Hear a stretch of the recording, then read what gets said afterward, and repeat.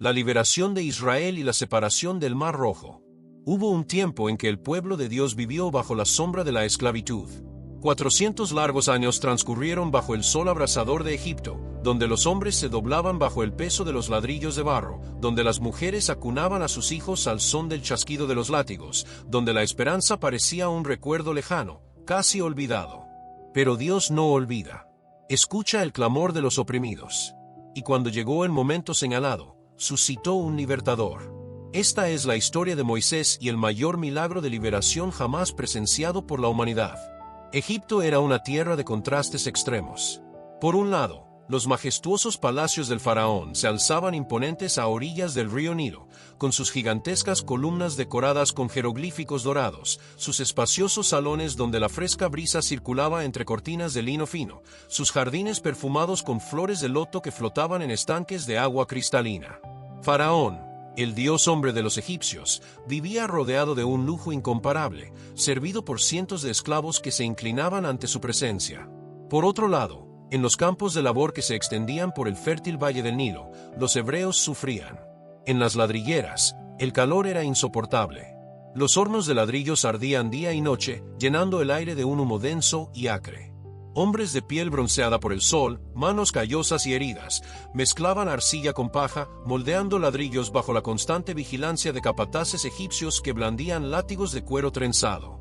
El chasquido de estos látigos resonaba por los campos como truenos de crueldad. Las mujeres también trabajaban. Transportaban agua en pesadas tinajas de barro desde el río hasta las obras, subiendo empinadas rampas bajo un sol que parecía quemarles el alma.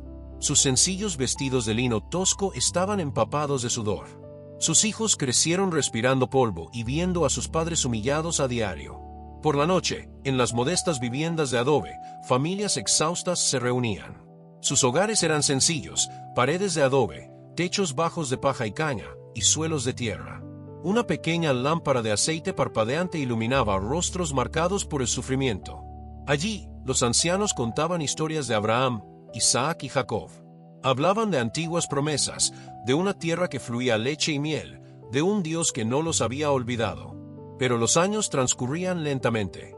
Generaciones nacían y morían en la esclavitud. Y la esperanza, como una llama sin aceite, comenzó a desvanecerse. Fue entonces cuando Dios se le apareció a Moisés en una zarza ardiente en el desierto de Madián. El desierto era un vasto océano de arena dorada y piedras rojizas, donde el silencio solo lo rompía el silbido del viento entre los barrancos rocosos. Allí, lejos de la opresión de Egipto, Moisés se había convertido en pastor, acostumbrado a la soledad de las montañas áridas, al inmenso cielo estrellado de las noches del desierto. Cuando Dios lo llamó para liberar a Israel, Moisés dudó. Pero ningún argumento puede prevalecer contra el llamado divino. Dios lo envió de vuelta a Egipto con su hermano Aarón, y allí, ante el trono dorado del faraón, entre las gigantescas columnas adornadas con imágenes de dioses egipcios, Moisés declaró: «Así dice el Señor, Dios de Israel, deja ir a mi pueblo». El faraón, sentado en su alto trono, con su cetro dorado y su doble corona que representaban el Alto y el Bajo Egipto, miró a aquellos dos hebreos con desdén. «¿Quién es el Señor, para que yo obedezca su voz? No conozco al Señor, ni dejaré ir a Israel». Entonces comenzaron las plagas. El majestuoso Nilo, adorado como un dios por los egipcios, se convirtió en sangre. Sus aguas, normalmente azules y cristalinas, se volvieron rojas y espesas como sangre coagulada. El olor a pescado muerto llenó el aire de todo Egipto.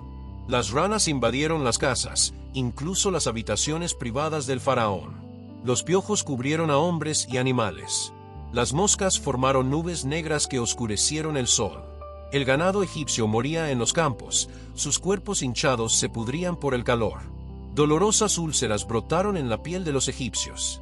Granizos, tan grandes como puños, caían del cielo con tal violencia que destrozaban árboles y mataban todo en los campos. Innumerables langostas cubrían la tierra como una alfombra viviente y devoradora, hasta que no quedó nada verde en todo Egipto. Una oscuridad densa y palpable cubrió la tierra durante 3 días, una oscuridad tan profunda que los egipcios no podían ver sus propias manos frente a sus rostros. Y finalmente, la 10ª plaga, la muerte de los primogénitos. En aquella terrible noche, un gemido se elevó por toda la tierra de Egipto. No había casa donde no hubiera un muerto. Desde el palacio del faraón hasta las viviendas más sencillas, el lamento era universal. Fue esa misma noche que Israel partió. ¿Pero qué noche fue? En los hogares de los hebreos había una actividad febril y urgente. Familias enteras se movían apresuradamente a la luz de lámparas y antorchas. Las mujeres ataban la ropa en fardos, llenaban odres y sacos de harina. Los hombres reunían sus ovejas y cabras, ataban cargas a los burros. Los niños, asustados por la prisa de los adultos y el lejano sonido de los lamentos egipcios, se aferraban a las ropas de sus madres.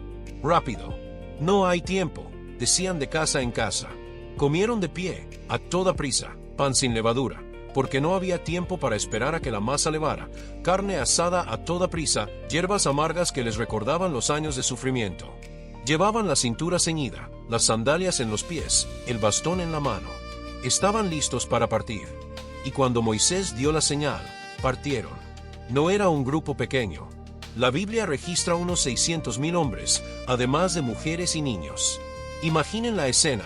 Una multitud de quizás 2 millones de personas, con sus rebaños, sus niños, sus ancianos, moviéndose en la noche. El sonido era impresionante, el balido de las ovejas, el mugido del ganado, el rebuzno de los burros, el llanto de los bebés, el arrastrar de los pies descalzos por la arena, el tintineo de las ollas y las herramientas, voces que se llamaban en la oscuridad. Dejaron atrás las alfarerías donde habían trabajado.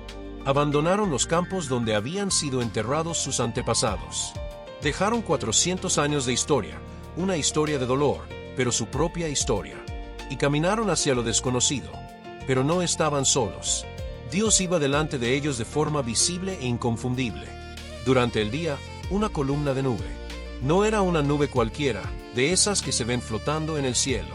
Era una columna vertical y densa, que se elevaba desde la tierra hasta el cielo, blanca como la nieve, majestuosa, imponente. Avanzaba delante del pueblo, mostrándoles el camino, y cuando se detenía, el pueblo acampaba. De noche, esa misma columna se transformaba en fuego. Imaginen el espectáculo, una columna de llamas danzantes, rojas y doradas, iluminando el desierto con un resplandor sobrenatural. Su luz era suficiente para iluminar todo el campamento.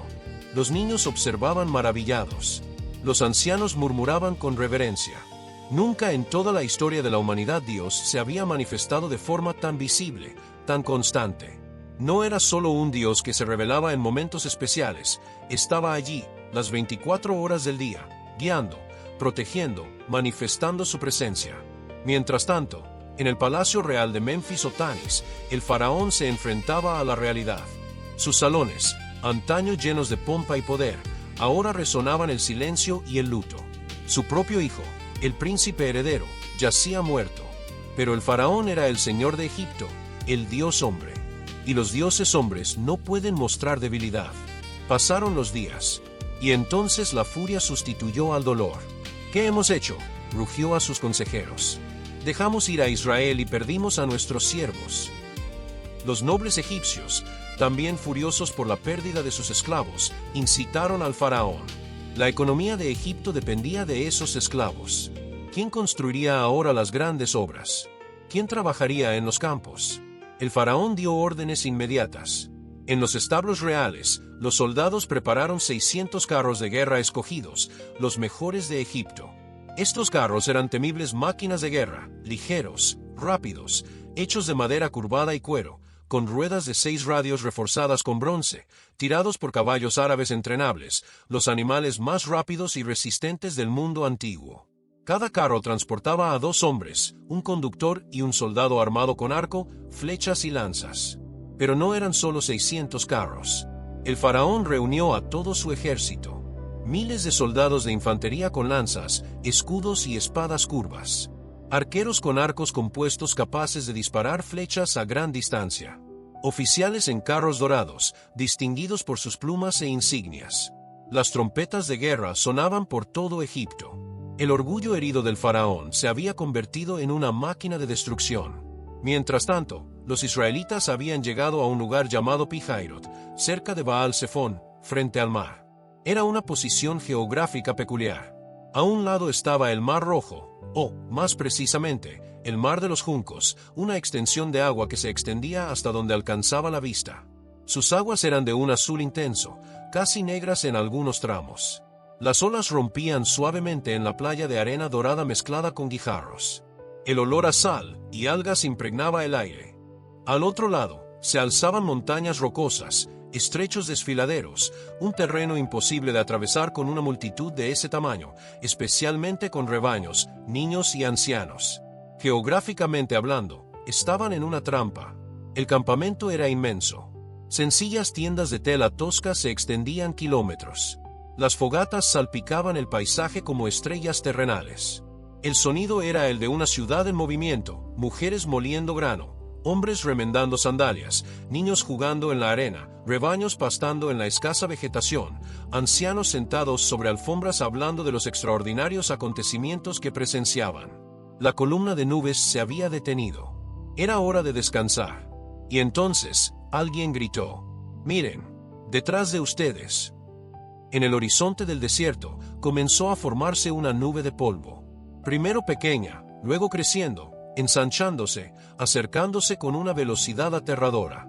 Y entonces, emergiendo de esa nube de arena dorada, aparecieron los carros de guerra de Egipto. El sol se reflejaba en el bronce de sus ruedas, las puntas metálicas de sus lanzas y las armaduras de los soldados. El sonido llegó poco después.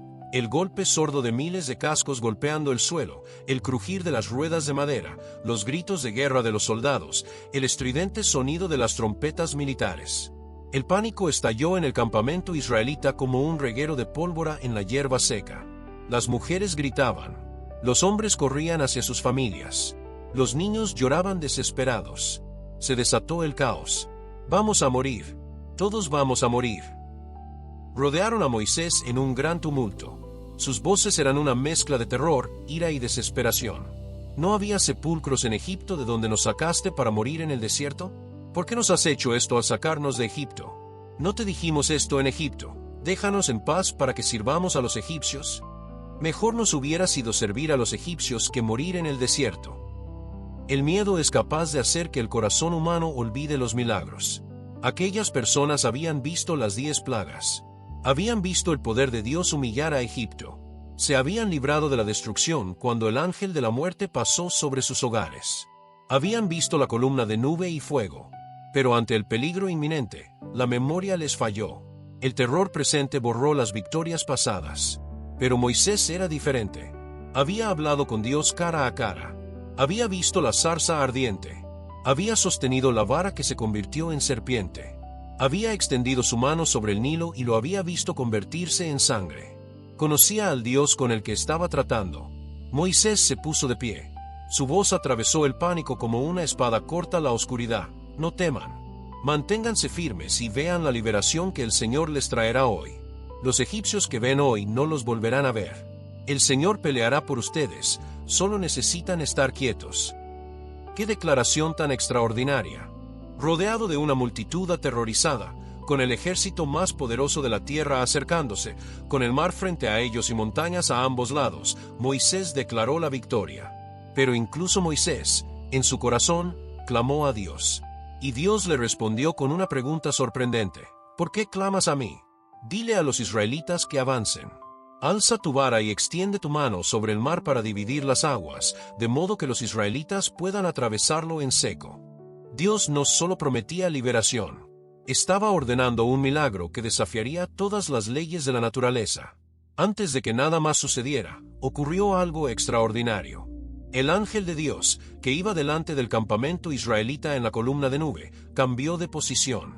Toda la columna, esa majestuosa columna de nube blanca que se elevaba hasta el cielo, comenzó a moverse. Imaginen el asombro del pueblo al ver esa presencia divina planear por el aire, rodeando el campamento, dirigiéndose tras ellos. La columna de nube se colocó entre el campamento israelita y el ejército egipcio que se acercaba rápidamente. Para los egipcios, era oscuridad. Una oscuridad sobrenatural y densa que los cegó por completo. Sus caballos se encabritaron de miedo. Sus carros se vieron obligados a detenerse. Los soldados gritaron confundidos en la oscuridad. Faraón, en su carroza dorada, maldijo furiosamente, pero no pudo avanzar. Era como si un muro de oscuridad los separara de Israel. Pero para Israel, al otro lado, esa misma nube alumbraba. Su rostro, vuelto hacia el pueblo elegido, brillaba, iluminaba, reconfortaba. Durante toda esa noche, la nube mantuvo separados a los dos ejércitos. Los egipcios no podían acercarse a Israel. Y entonces Moisés hizo lo que Dios le había ordenado. Con todo el pueblo observando, con 2 millones de ojos fijos en él, Moisés se acercó a la orilla. El sonido de las olas rompiendo en la arena era rítmico, constante, indiferente al drama humano. El aire olía a sal y algas. Las oscuras aguas del mar se extendían hasta el horizonte, aparentemente infranqueables. Moisés levantó su cayado, ese cayado de pastor que Dios había transformado en instrumento de milagros. Extendió su mano sobre el mar, y abrió la boca en oración, invocando el nombre del Señor. En ese momento, Dios actuó. Un viento comenzó a soplar. No era una brisa suave. Era un viento fuerte, que venía del este. Un viento que hacía que las ropas golpearan violentamente contra los cuerpos, que levantaba arena y la lanzaba contra los rostros, que rugía como un león enfurecido. Era el aliento de Dios, el aliento del Todopoderoso barriendo las aguas. Y las aguas comenzaron a moverse. Primero, las olas dejaron de romper naturalmente. Luego comenzaron a retroceder. No como una marea normal, lenta y gradual, sino como si una fuerza invisible las empujara, dividiéndolas. Las aguas de la derecha comenzaron a acumularse, ascendiendo, formando una pared líquida. Las aguas de la izquierda hicieron lo mismo, ascendiendo, desafiando la gravedad, creando un corredor entre ellas. El viento continuó soplando furioso durante toda la noche, y a medida que soplaba, el fondo marino comenzó a aparecer. Primero húmedo, fangoso, lleno de algas y conchas.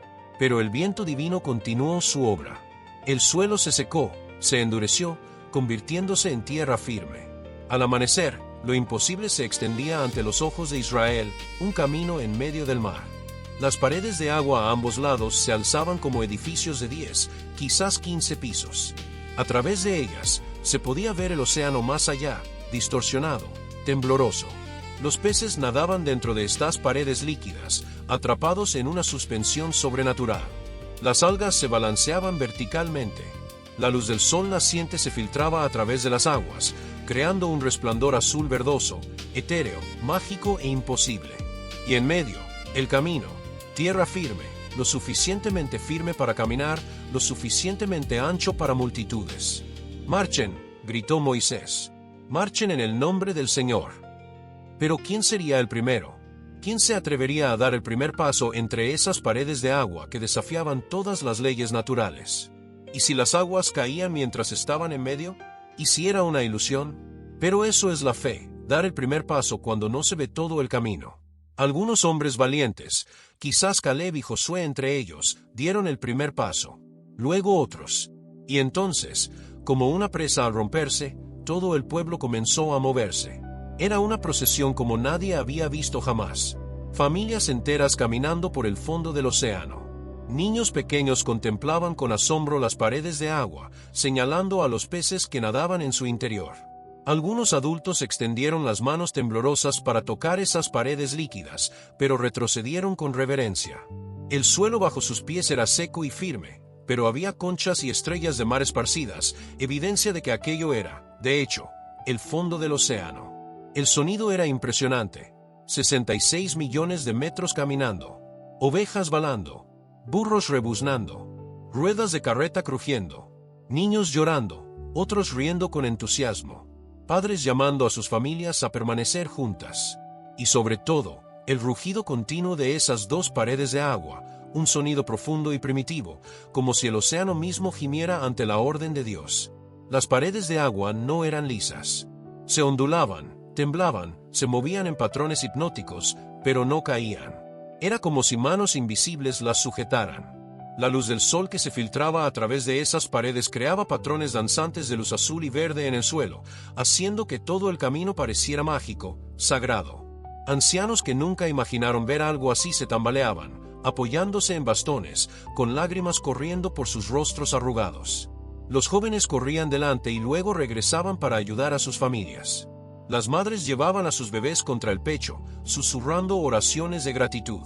Los pastores guiaban los rebaños, sorprendidos por la tranquilidad de los animales en ese lugar imposible. Tomó horas, quizás toda la noche y parte de la mañana siguiente. 2 millones de personas no cruzan rápido, por muy ancho que sea el camino. Pero cruzaron. Todos. Desde el primero hasta el último. Ninguno se quedó atrás. Cuando la última familia israelita llegó al centro del mar, algo cambió al otro lado. La nube oscura que cegaba a los egipcios comenzó a disiparse. Con la luz del amanecer, el faraón y sus soldados finalmente pudieron ver. Y lo que vieron los llenó de renovada furia. Allí estaba el camino a través del mar. Y allí estaba Israel, caminando tranquilamente por la otra mitad del cruce, casi llegando a la otra orilla. Detrás de ellos, rugió el faraón. No pueden escapar. Son nuestros esclavos.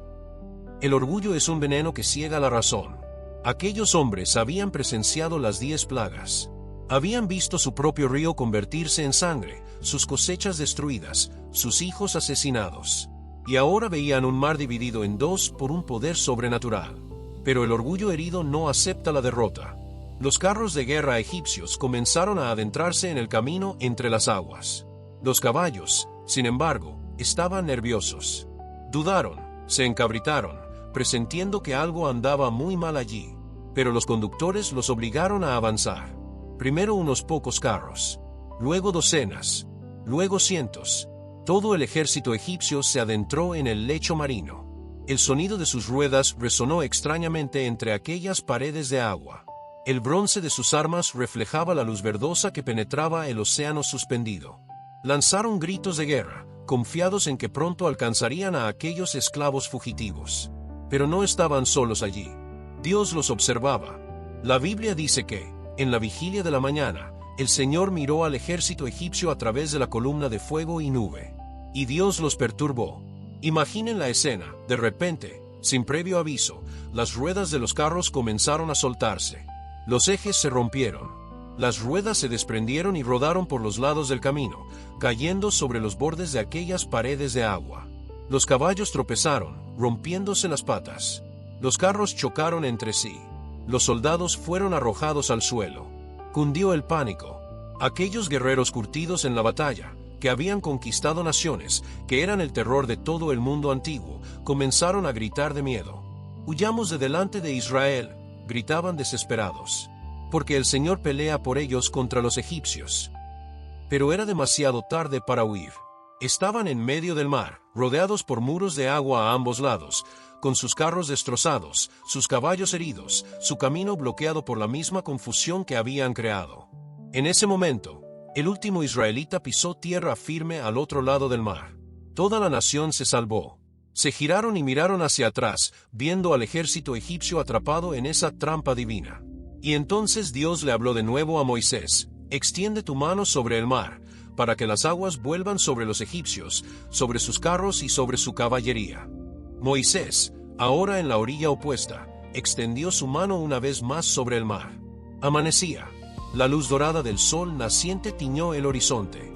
Y bajo esa luz, sucedió. Las paredes de agua comenzaron a temblar. Primero sutilmente, luego violentamente. Esas enormes masas de océano, sostenidas por un poder sobrenatural durante toda la noche, comenzaron a ceder a la fuerza de la gravedad. Los egipcios lo vieron. Y gritaron. Intentaron correr, ¿pero a dónde? Estaban rodeados. Intentaron regresar, pero el camino estaba bloqueado por carros rotos y caballos caídos. Algunos intentaron nadar, pero quedaron atrapados entre las masas de agua que caían. Y entonces, con un rugido que debió oírse a kilómetros de distancia, las aguas cayeron. Fue como si 2 montañas líquidas se derrumbaran al mismo tiempo. El sonido fue ensordecedor, un rugido que silenció cualquier grito humano. Las aguas chocaron en el centro con fuerza explosiva, creando una ola que se elevó decenas de metros en el aire antes de volver a estrellarse. Una espuma blanca llenó el aire. El rocío se elevó tan alto que creó un arcoíris temporal a la luz del amanecer. Los carros fueron aplastados como papel. Los caballos desaparecieron al instante. Los soldados fueron engullidos por las aguas turbulentas. La armadura de bronce que debería haberlos protegido se convirtió en su peso mortal, arrastrándolos hacia las profundidades. En cuestión de minutos, todo terminó. El mar volvió a su forma normal, sus olas rompiendo con normalidad en la playa, como si nada hubiera sucedido. La superficie azul oscuro no mostraba rastro del camino que había estado allí, ni rastro de los 600 carros elegidos por el faraón, ni rastro de su poderoso ejército. La Biblia registra con aterradora sencillez, no quedó ni uno solo de ellos. Al otro lado, en tierra firme, Israel estaba atónito. 2 millones de personas permanecían en silencio, procesando lo que acababan de presenciar. Algunos estaban de rodillas, otros tenían los brazos alzados al cielo. Los niños se aferraban a sus madres. Los ancianos lloraban abiertamente. Entonces, mientras el sol seguía ascendiendo en el cielo, iluminando el mar ahora en calma, las olas comenzaron a traer evidencia de la destrucción. Fragmentos de carros, escudos egipcios, lanzas rotas, armaduras vacías. Los cuerpos de soldados egipcios comenzaron a aparecer en la playa, arrastrados por la marea. Israel vio y comprendió. Sus opresores estaban muertos. 400 años de esclavitud habían terminado definitivamente. Egipto, la potencia militar más temible del mundo, había sido destruida en un instante por el poder de Dios. La reverencia se apoderó de todos. No era solo alivio o alegría. Era un asombro sagrado y profundo. Habían presenciado lo imposible. Habían caminado sobre el fondo del océano. Habían visto al ejército más grande del mundo ser tragado por las aguas.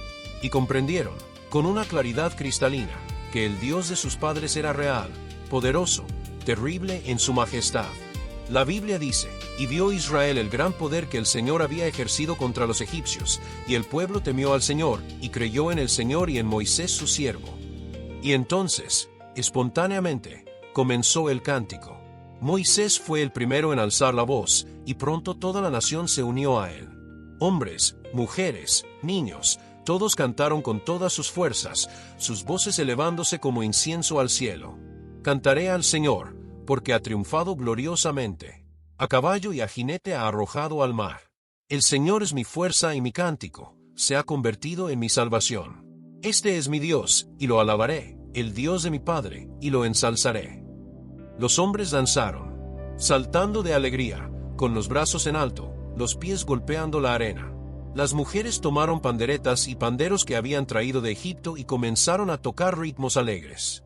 Miriam, la hermana de Moisés, dirigió a las mujeres en una danza de celebración. El Señor es un hombre de guerra. El Señor es su nombre. Ha arrojado los carros del faraón y su ejército al mar. Sus capitanes escogidos se sumergieron en el mar rojo. Los abismos los cubrieron. Se hundieron en las profundidades como una piedra. El cántico continuó, verso tras verso de alabanza, recapitulando el milagro, exaltando el poder de Dios, profetizando el camino que les aguardaba. Fue un momento de pura adoración, sin coreografía ni ensayo, que brotó de lo más profundo del corazón humano que acababa de ser tocado por lo divino. Tu diestra, oh Señor, ha sido glorificada en poder. Tu diestra, oh Señor, ha destrozado al enemigo. En la grandeza de tu majestad, has derribado a quienes se levantaron contra ti. Enviaste tu ira, que los consumió como hojarasca. Los niños corrían entre los adultos, riendo, cantando fragmentos de la canción que escuchaban. Los ancianos, que habían nacido en la esclavitud y nunca imaginaron que vivirían para ver ese día, cantaban con lágrimas corriendo por sus rostros arrugados, con sus voces temblorosas pero llenas de fervor. El sol ascendía cada vez más alto. La playa bullía de celebración. Y durante horas, el pueblo de Israel cantó, bailó, alabó, celebrando no solo su liberación física, sino también el hecho de que el Dios de Abraham, Isaac y Jacob había demostrado su fidelidad incuestionable. Ese día, a orillas del Mar Rojo, bajo el brillante sol del desierto, ante las aguas que se habían convertido en instrumentos de salvación y juicio, el pueblo de Israel aprendió una lección que resonaría en todas las generaciones futuras. No hay mar que Dios no pueda dividir, ningún enemigo que Él no pueda vencer, ninguna situación demasiado imposible para su poder. El pueblo que había estado esclavizado durante 400 años ahora era libre. Egipto, en un solo día, había perdido su ejército y su poder. E Israel, aunque les esperaba un largo viaje, 40 años en el desierto, ahora sabía quién era su Dios. Habían caminado a través de lo imposible. Habían pisado donde ningún ser humano debería pisar jamás. Habían sido testigos presenciales del mayor milagro de liberación en la historia de la humanidad, y nunca volverían a ser los mismos. El Mar Rojo volvió a su estado natural. Sus aguas azules rompieron tranquilamente en la orilla. Pero esas aguas guardarían para siempre el secreto de aquella noche extraordinaria en que se abrieron para dejar pasar al pueblo de Dios y se cerraron para juzgar a sus opresores. Y la historia de ese día se contaría y volvería a contar a través de los siglos, una historia de fe cuando todo parecía perdido, de obediencia cuando el mandato divino parecía imposible, de liberación cuando no había una salida visible, de un Dios que cumple sus promesas, que escucha el clamor de los oprimidos, que interviene en la historia humana con un poder incomparable. Israel marchó al desierto como un pueblo libre. Y aunque aún les aguardaban pruebas, aunque la murmuración y la rebelión aún estaban por llegar, ese día quedaría grabado en la memoria colectiva de la nación, el día en que Dios dividió el mar, el día en que lo imposible se hizo posible, el día en que terminó la esclavitud y comenzó el camino hacia la promesa. Y aún hoy, miles de años después, se cuenta la historia de Moisés, de la división del Mar Rojo y del Dios que libera a su pueblo.